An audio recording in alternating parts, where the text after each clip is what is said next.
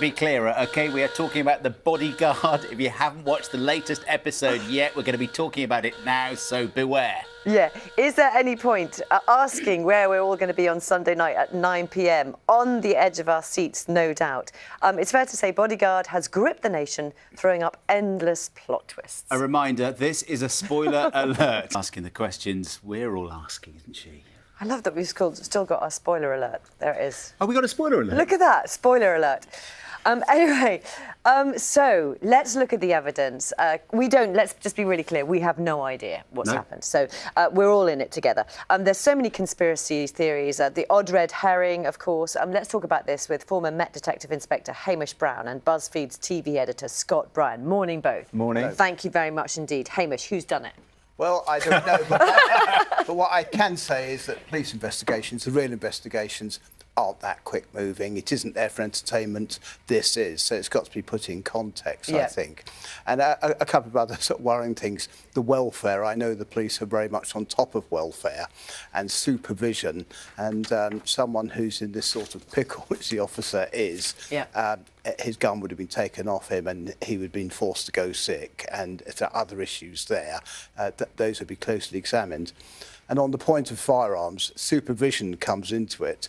Now, he's committing an offence for having his own gun, which carries a minimum of 5 years imprisonment. You just can't go running around with your own gun. So there are a lot of things which I think have got to be put in context. You're the spoiler. You're spoiling it for us. But it's good fun, though. Have you not enjoyed it? I have thoroughly enjoyed it, but it's entertainment, so let's keep the lid on that. Yes. Scott, what do you make of it all? There's so many. Which theory is your favourite theory? I rewatched the episodes again yesterday, thinking, is there anything that I missed first time round? I've ended up having less idea who is behind it. More stuff keeps popping out to me, being like, oh, is that leading us down a certain way? My theory is that the police themselves know more than they are letting on, that they are covering up their own investigation. Not everyone involved. I think some people may be at the top, because essentially they didn't want Julia Montague to become Prime Minister. Essentially, it's like the hot topic on Monday. It's been a real appointment to view. It's the same way I sort of see it. It's like an event. You have to go and really watch it. And then on social media, that comes into a big benefit of it, because people are then for discussing their theories, talking about it the following day. I mean, this is the thing about this series, is that you can't wait for it. The fact about what happened with Julia in episode 3, many people were angry about it because they hadn't got around to watching it. But so I put my caution on initially. But yes, there are issues there which are worthy of consideration. Good fun, have you seen may I anything? say. Is there a little shot or a frame of anything that you've seen on The Bodyguard that makes you think, that might be a solution, with your detective eye? Yes, I have, but I got bet down the pub, so I'm not going to say. Well, bet down the pub. Brilliant. Should we talk about the Home Secretary at all, and conspiracy theories surrounding her future or past? So there's a lot of speculation about whether she really is dead.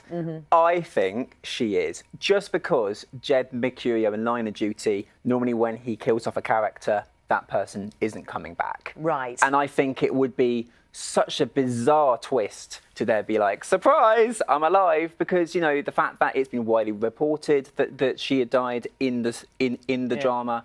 I think even though that there are little sort of clues, but the fact that we didn't see her afterwards and we don't know that it was a private funeral that wasn't seen, I just think that it's a bit beyond what I would see to be believable. And that's because of the way he writes, you think? I just think that, he takes bold moves, and in Line of Duty you had characters who would die midway through a series. One character died, I think, 10 minutes into episode 1 in one of the series.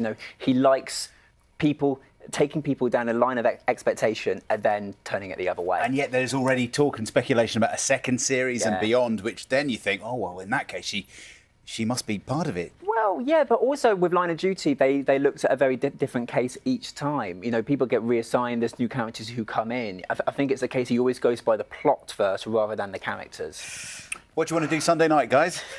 I just can't wait to see how wrong I'm going to be. It's going to be a real ride. I'm hoping that we can just replay that clip and it's all wrong. No, I'm not really. So thank you so much, both of you, Hamish Brown and Scott Bryan. Thank you very much indeed. Bodyguard concludes on Sunday at 9 o'clock here on BBC One. It's way past my bedtime, but I will be watching. Right, you can turn up the volume. Yeah. Turn up.